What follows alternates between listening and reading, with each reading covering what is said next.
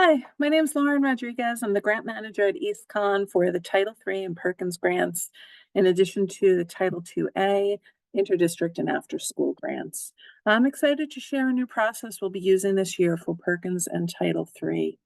EASTCONN will be implementing an electronic submittal process for these grants. Our hope is that this process makes everything more streamlined for all involved. The ultimate goal is to get your reimbursements back in your hands as quickly and accurately as possible. So we're now utilizing a web page for all Perkins and Title III grant reimbursements and submittals. Both Title III and Perkins are federal grants. As grant monies are awarded in the state EGMS system, EASTCONN helps to ensure that monies are used in accordance with the federal guidelines. For more information on either grant, there will be a place for you to find on our webpage. But first, I wanted to show you what you can expect this year with your reimbursements.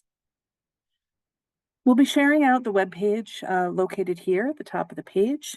In the process of looking at this, once you click on, you'll see there's a place to submit for Title III reimbursement requests and a place for Perkins reimbursements. Just below, you're able to see that Title III grant, if you want more information on what that is or what's allowable in terms of spending, you can click here and it brings you to the state guidance. If you're interested in learning a little bit more about Perkins, you can click here, and this is also linking you to the Connecticut state guidance. Here you will see information on what you can expect when you click on the button for submittals. So if you click on your Title III, you're going to see a place to put your name, if your school is public or private, and at this point, most of our schools within the EASTCONN consortium are public. Only 2 schools have private schools. Your contact name, the amount that you're asking for reimbursement, the year in which you're pulling your monies from. And remember that each grant has a 2-year window to spend your full amount.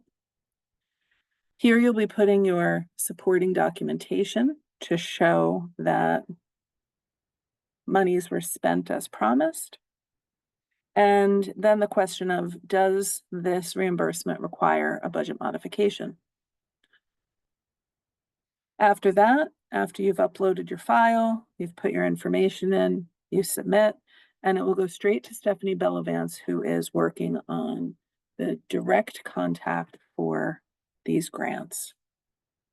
Second, if you're to click this section for Perkins reimbursement and fill out form, it will bring you to the Perkins form, which looks very similar. District name, what type of request. The Perkins monies need to have a budget modification before a reimbursement is submitted. So if there's no budget modification needed, then you can click reimbursement request first.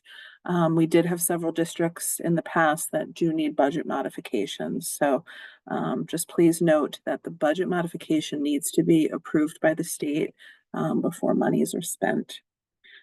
What's the name of the person submitting for reimbursement, the total amount, and the supporting documentation. If you're just doing a budget modification, then you'll be able to find that form in a different place.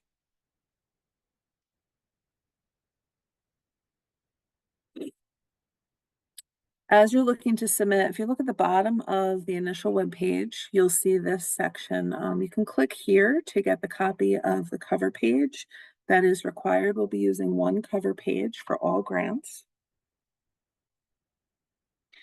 If you click on it, it will ask you to make a copy. You can say yes, because then that makes a local copy for yourself. This is what the cover page looks like. We ask you to put your district name on top, which grant you're seeking reimbursement from, and the grant year. In addition to the date of the expense, the description of the expense, what line item you're pulling money from on EGMS, and what amount you're asking for reimbursement. You can total that amount down here at the bottom and then put your authorized district signature and date in this section. That will be uploaded with the forms for reimbursement and submitted on this website. In addition,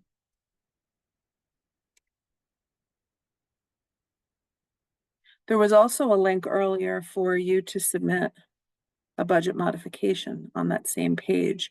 If you click here, you will see this form that gets created. It's also will be prompting you to make a local copy, and you can do that so that that's saved on your records. On this form, you'll be able to submit either a Title III budget modification or a Perkins modification. You'll see the line items are listed here along the left-hand side of the screen. What those lines are accounted to are listed in that second column. And then we're asking for you to put the amount that you currently have approved by the state through EGMS, what the new amount is, and then what the difference will be. So if you have, for example, many people do not have money in line 800 in Title III. This would stay zero, nothing would change along here. But if you're moving money between salaries and potentially supplies, that's where you would put your monies. So basically, that's all we have. I hope it's easy, and I hope it really helps to be able to get these reimbursements processed as quickly as possible. As I said, Steph Bellavance will be the main contact, and this is her phone number, 860-630-0238. And I'm the grant manager, and this is my contact information. Feel free to reach out if you have any questions at all. We're looking forward to another successful year working with our consortium members. Have a great day.